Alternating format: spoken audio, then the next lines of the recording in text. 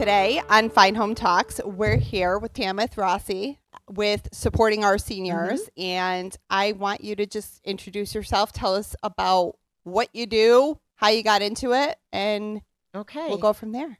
So I have been working within and for seniors for over 20 years. I've been a paralegal for over 30.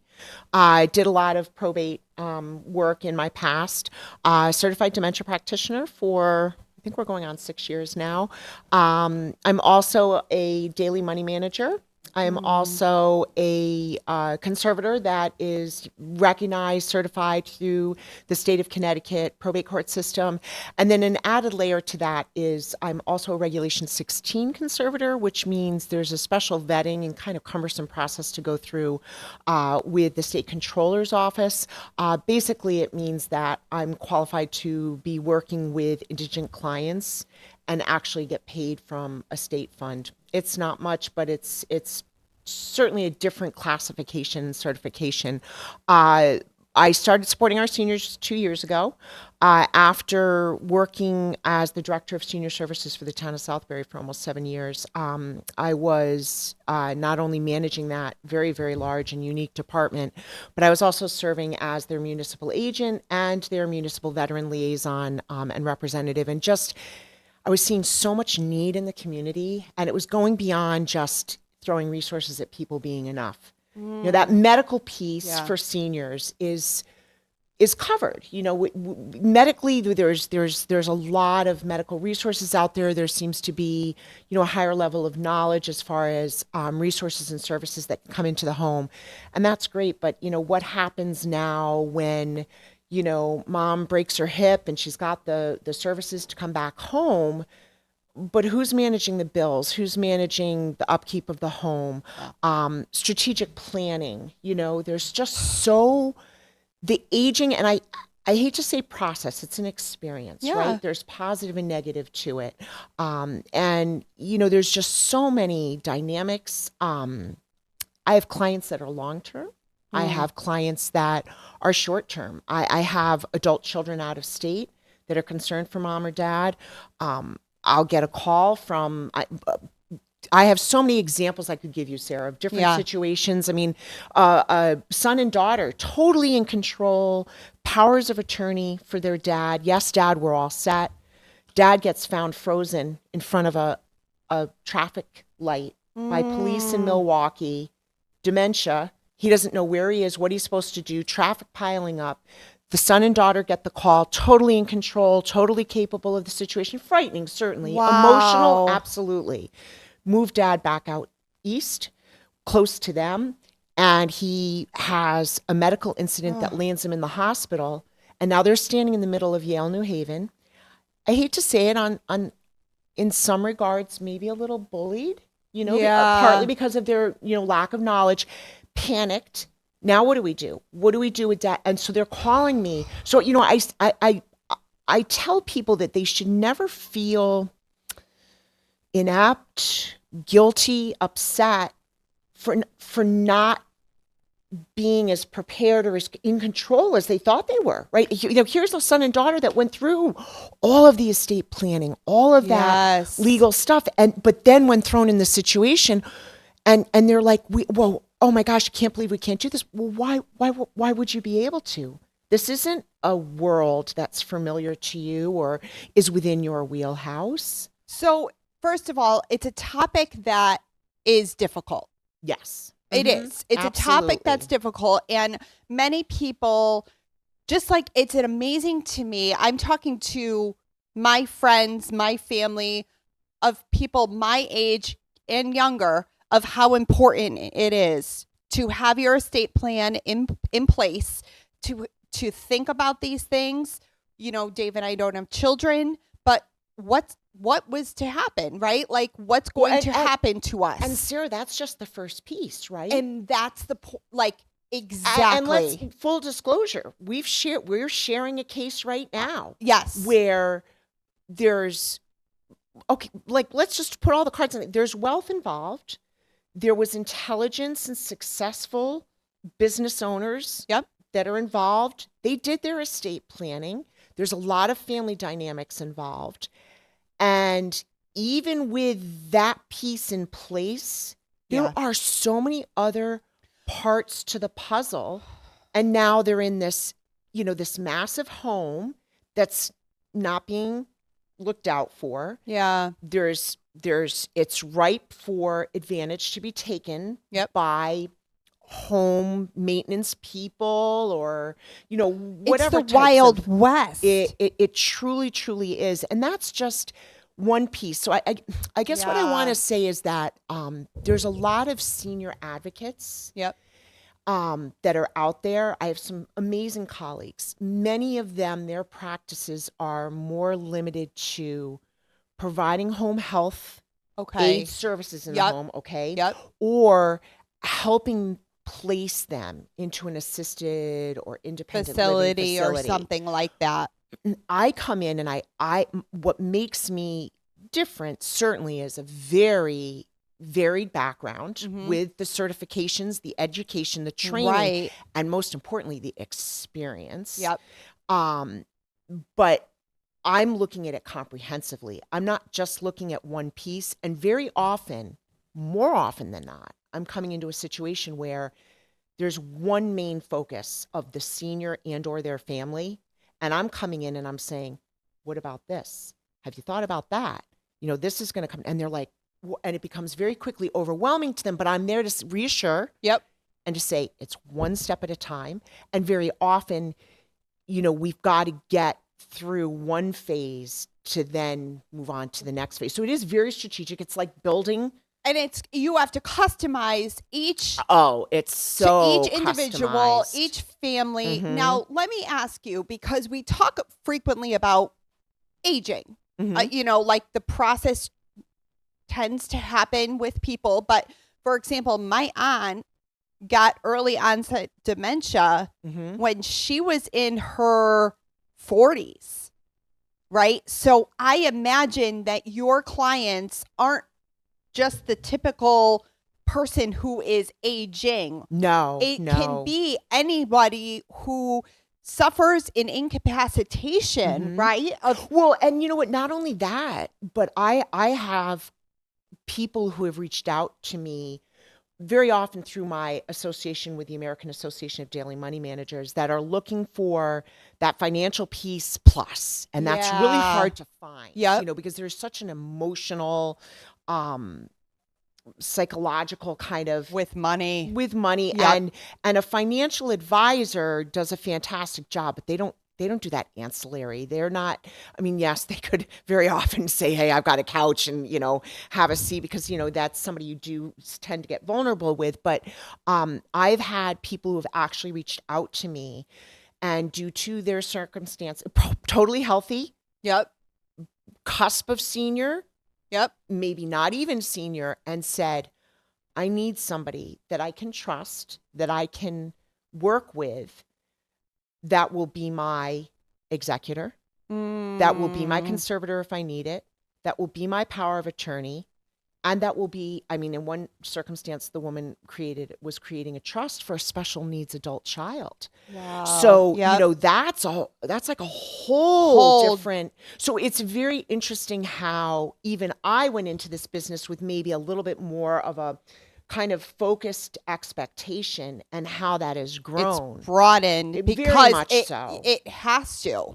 Oh, and what I tell people all the time is, don't worry about you don't know what to ask. If you're feeling like you're in need of something or you have a concern, just call me. I know the questions to ask you. Right. You don't have to worry about that. I know. And very often I'm going to ask you questions that you are going to come out for you, are going to come out of left field. Like, well, I didn't even think of that. And why should I? Why do I have to? So it's so interesting. Dave and I talk about this all the time. Growing up, we call it just like adulting, right? Like things in life that when you get your first house, there's always things, you never know how expensive blinds are. Right. There's these little things in life when you grow up and you don't know what you don't know. This is the whole basis of this podcast, right? Exactly. Like the whole thing, because my aunt, who is still with us, lives in Florida. She specializes in helping people navigate Medicare, Medicaid, and that's a whole different language. And like, I hate to something sound that, crass, but you got to know the game. because You've got first of all to know the game. Healthcare in our just regular healthcare is a nightmare for many people, truthfully, including myself, to like, what do you mean? You know, like, I can understand concepts, the deductible, the this, the that. It's a whole language, just like the IRS system, right? Just like our tax system, that has its own lingo, has its own, and and you know what? It's not even that, Sarah.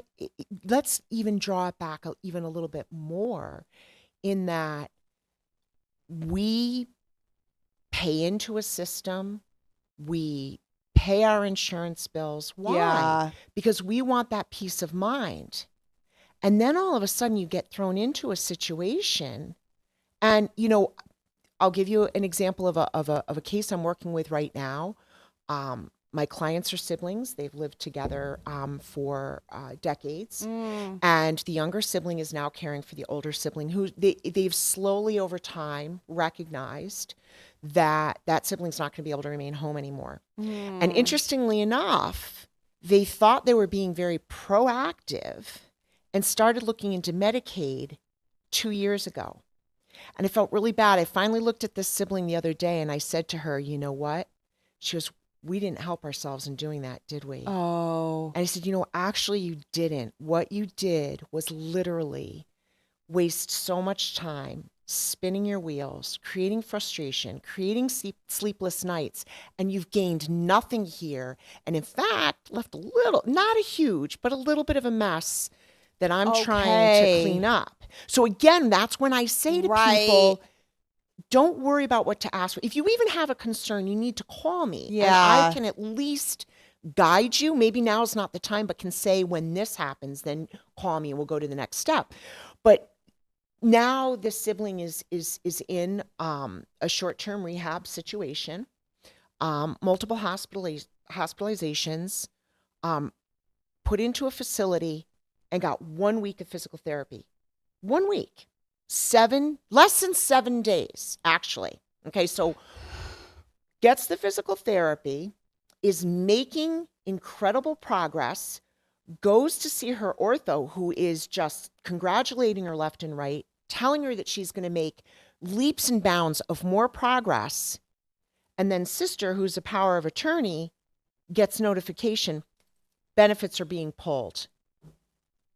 And she's like, so they're telling me at the facility that I just need to accept this, and we need to go to private pay. Now, the facility knows that they have a limited resource, private pay, and we could go on for hours, so I won't get too lost in the weeds, but there's what's called a spend down process, and you need to spend down. In order to qualify for Medicaid, you cannot have more than $1,600 to your name. Wow. So you've got to spend down. Yeah, like, So now they need to spend down. And the facility knows they've got the money, right? And guess what? Private pay pays more than Medicaid or Medicare. Right. So what they're trying to do is accelerate the process. And why would these two know that? And she said, well, all right, so Tamath, this is where we're headed. I said, absolutely not. We're appealing. What do you mean we're appealing? Yeah. I know got the it. game. I know the game. Call up, appeal granted. Wonderful. She's back on physical therapy. 5 days later, yanked again. And the facility is foolish enough to put in writing to me that, well, we know she's going to go long-term and can be private pay. I looked at the sister and I said, you know what we're doing, right? We're appealing. And I just met with her yesterday and she said, Tamath, I would never have even had half a clue. And I said, well, why would you? You expect your insurance is going to cover you. Your sister is going to get what she needs. And if you're getting a letter, I would sign here. Sign here. That's what these people are getting. And it's so intimidating. First of all, very intimidating. And if I think back to when I was younger, right? And my grandparents were in these situations, and I'm sure it's gotten 100 times worse, meaning worse, they're accelerating, like they know how to hack the system. I'm sure maybe it's worse, maybe it's not, I'm not sure. But thinking back, every one of my parents, every caregiver for them, every advocate worked full-time job, if not a full-time job plus something. Everybody had children. So they're trying to take care of us, work a full-time job, be there visiting mom and dad. It's worse. The statistics are frightening as to the caretakers, and I should have done a little homework before I sat down with you, but it's something like 75 to 80% of caretakers, are employed, are raising families, and like who has the time? So I get that letter shoved in my face. Dave and I are making decisions all day, every day, and we only have a certain capacity, Sarah, it doesn't matter. I mean, I have people with PhDs. Yeah. I have social worker clients who have worked in geriatrics for decades that look at me and go, Tamath, I don't understand what's going on. So it doesn't matter how well educated you are. It doesn't matter, what you do for a living. Yeah. What experiences you've had or not. I mean, I've got a social worker who has worked in geriatrics who's at a complete loss and leaning heavy on me. So I'm so grateful and kind of in awe of the incredible clients and people, that I'm working with. It is incredibly rewarding. It's exhausting because, I mean, as you can imagine, it's constant, and advocacy is such a big piece. So much of what I do is advocating for my clients. And to be honest with you, a little bit of pushing back. I mean, I have another client who, for family dynamic reasons, asked me to be the conservator for her father. And the facility that he was at knew that a conservator was coming in. Quite frankly, I think knew the noose was going to get tightened a little bit for them. Oh, and haunting and haunting and haunting and making my client feel guilty because the bill wasn't getting paid. And I said, newsflash, the bill's getting paid. Right. And there may be a delay to that payment, and it may not be private pay, which they'd like to have. Right. And, basically gave her, when I said to her, I said, you have a hall pass. They are preying on your moral compass because you are somebody who plays by the rules. You pay your bills, you follow the rules, you do what needs to be done. I'm giving you a hall pass. Give them my name and give them my number. Things changed very quickly. Wow. Very quickly. So it's just, and look, I don't mean to demonize the medical system. The problem is that, it has become such an expensive, heavy regulated, sector. And so you have people that are really, really struggling to meet the demands of their employer. Yep. And you've got, look, COVID.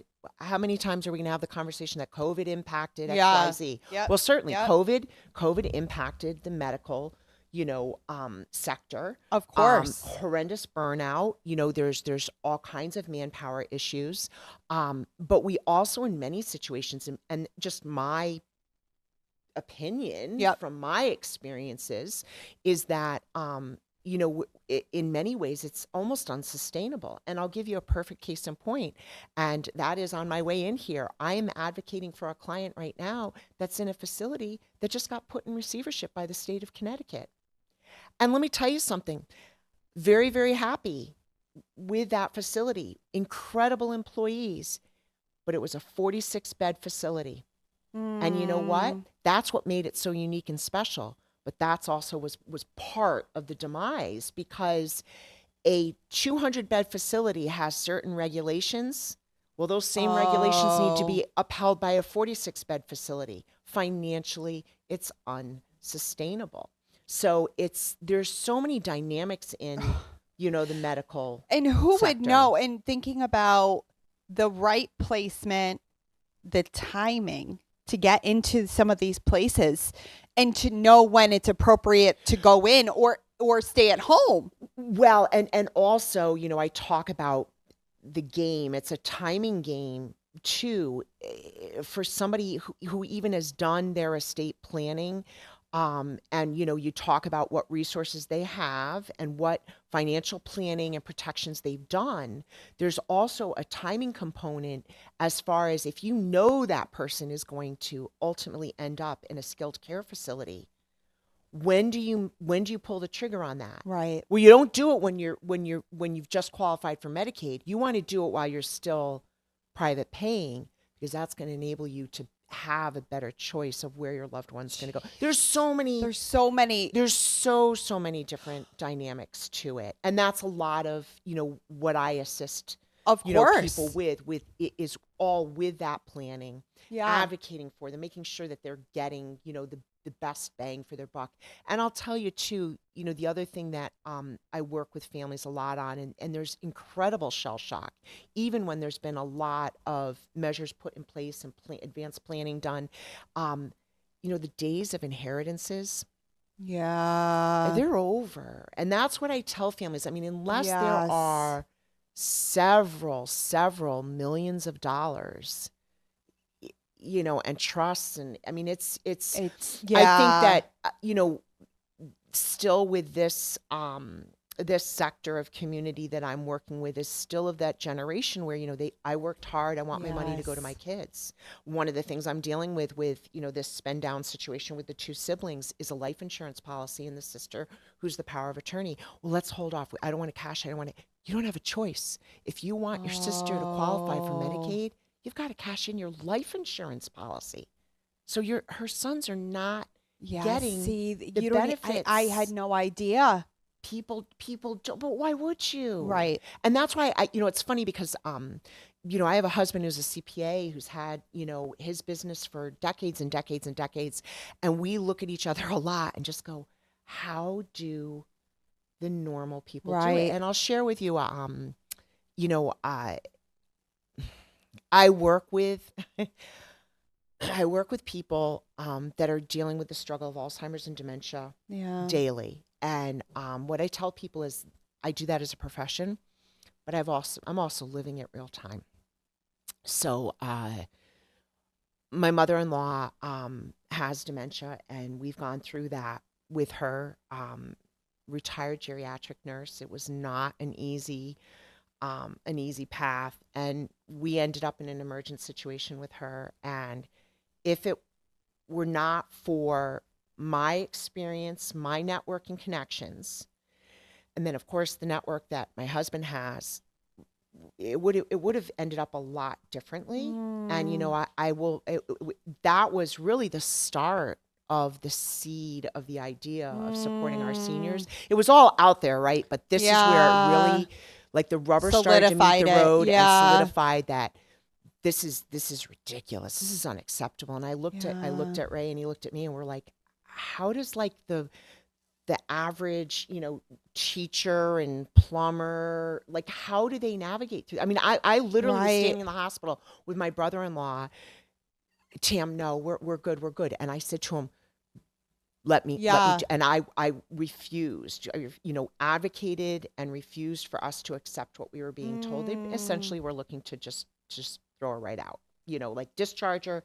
And it was an unsafe discharge. And even saying that it's an unsafe, and yeah, I have plenty of clients who are like, oh yeah, we know that's a good term to use. But even utilizing that term, they wanted to cut my mother-in-law, you know, free from the hospital. And so it's a very emotional look. I called in a dementia team as a dementia professional, a certified dementia, you know, practitioner. I called in a dementia team because, again, you're dealing with your life and the dynamics of your family.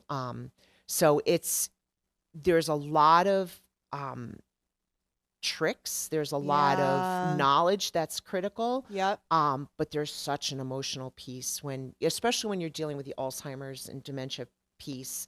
But even just with aging and families and assets, and hey, you never know what it's going to pull out, and you've got to try to keep the business piece of it moving forward while supporting The the emotional emotional. side. And I've dealt with so many family dynamics, and I very often will tell a family that is struggling with that whole dementia thing, is that it makes a big difference having a third party come in and I mean, in a way, kind of act as, a counselor, Right. Right. and bringing everybody center, because this is affecting, it's not just the individual that's being diagnosed or having the issues. I always talk about the ripple effects. There's ripple effects. Yeah. It's family, it's pets. Our shared case. We just placed the dog, and that was heart-wrenching. Heart-wrenching. That dog has been standing at the door every day looking for mom to come home. And that sweet little thing, she just got placed. And that's hard. You've got a lot of seniors that, can't care for their animals that are also seniors. So that's a whole nother, a whole other aspect of it. Oh my gosh. Yeah. Absolutely. Well, the work that you do is so valuable, and I think this is something that Dave and I talk about a lot as well, is that it's not, money is a tool. Mm-hmm. Money is a tool. Mm-hmm. It is a vessel. It's a way to get time, freedom. But in this circumstance, having somebody like you in your company, your talents, your ability to come in and provide structure, guidance, peace of mind, stress relief, time. Mm-hmm. Mm-hmm. That to me is invaluable, because thinking about what we went through, Dave's father battled cancer for 10, 11, 12 years. And thinking back to his struggle and the time and the stress, the emotion, especially in those last days, Mm-hmm. the chaos that ensues, and it's not anybody's fault. It's the natural form of what happens in that emotional time of, do we call his sister who lives in Canada? Mm-hmm. And how does that look and feel? And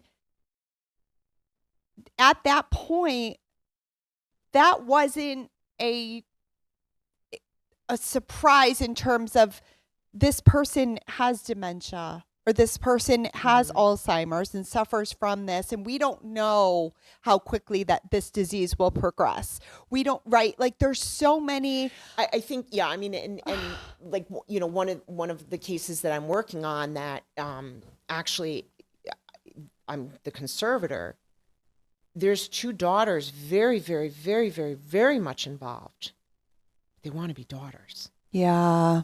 And that was one of the situations I was dealing with this horrendous facility, where they're like, well, these daughters. And I said, how dare you? First of all, you're not going to pass judgment. I'm ferocious. When it comes to my clients, I'm fierce and ferocious. And I went into Mama Bear.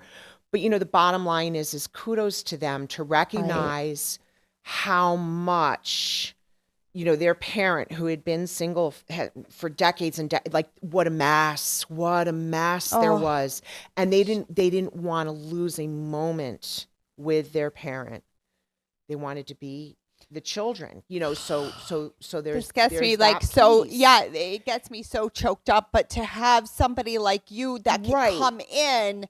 Well, and then back to the two sisters and talking about, she's desperately trying to hold on to this money for her sister. And I have to keep reminding her, $1,600. That's all she can have. And it's not like she has a lot, Sarah, but $1,600 is all she can have. Oh yeah, but I'm paying you. I said, the goal right now in a spend down is, you are where you are right now. You can't squirrel away anything. Right. Because you can only have $1,600, and they're watching. What you want to do is you want to maximize the benefit of the money that you have. And my services are an acceptable spend down. So basically, you are being mandated to spend money. Right. But you can only spend money in certain ways. Okay. So why wouldn't you right spend the money on my services to allow you that time, to allow you to be stress-free, to allow you to not have to think, but have Tamath say, it's time to call this one.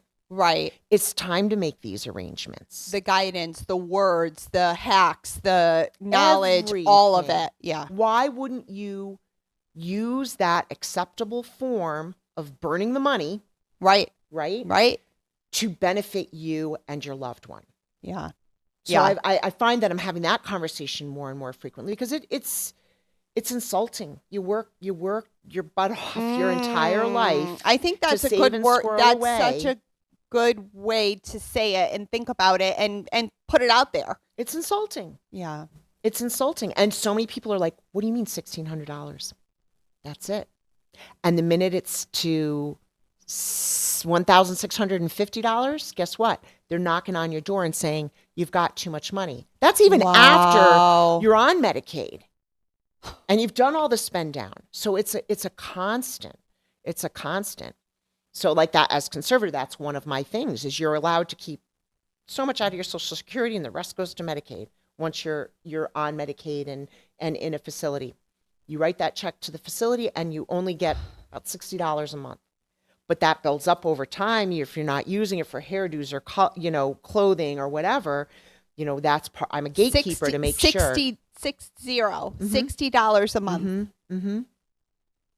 Yeah, they'll let you keep a little bit of your Social Security. So it's just, but again, you're getting the support, right? Yeah, you're getting the support. Just, your care is being paid for, but it's getting there can be it's crazy, and it's a big business. It's a big business. And if you do have assets, look, I'm a paralegal. I'm not an attorney. You need an attorney. Of course. You need an attorney to guide you in what you can do to protect assets. But when it comes to basic Medicaid applications and the paper pushing part of it and the document gathering, that's all a service that I provide. However, I'm very cognizant when an attorney needs to be involved. Your lane. Yeah, I know totally, my lane. Totally. I know my lane completely. But. Let's talk briefly in terms of the uncomfortable conversation of cost. Is it per month? Is it per situation? Are you talking about for me? Correct. So the way that my business model is, and the way that I choose to do things is I always do a free consultation. Always. I do not run a clock on that consultation, and sometimes it might be 2 meetings, within reason, of course. But it could be an hour, it could be 2 hours. We sit down because I really want to do a comprehensive intake. Yeah. Once I do that comprehensive intake, then I come back with a proposal. Okay. And usually a draft service agreement. Now, this is what I stress to any potential clients. That service agreement is being written by you. I'm only providing a springboard for you. And then together we're going to create a service agreement that is going to be comfortable for you, that's going to make sense, and it's going to be a living, breathing document. Because as the situation evolves, your needs are going to evolve. Right. My services to you, my support to you are going to evolve. Right. So, I have one client, we've been together about 18 months. I think we're on our 6th service agreement. Yeah. So, so we formulate that service agreement. I usually take a small retainer, and then every single one of my clients gets a $2 million certificate of insurance endorsed to them, which is unique. Yeah. I had one client ask me about 2 weeks ago, why? And I said, because you know what? I want you to be comfortable. I want to be comfortable. It doesn't hurt to have it. And this is a industry that is so rife with predatory practices that anything that I can do to bring a higher level of comfort. I have an hourly rate. I also, depending on the situation, it might be something where I'm just charging a flat rate. It all depends on the situation. And that's what I think from a professional standpoint, from a business standpoint, is so reputable. because it has to be customized in order to do the job. This is a concierge business. I mean, I love do everything about it. Yeah, I mean, I do everything from, getting all the maintenance done on the house to reaching out to the realtor to list it, to figuring out what assisted living dad needs to go to breaking the news to the family that, by the way, mom is showing every signs of cognitive decline, and here's where you can go and get her assessed.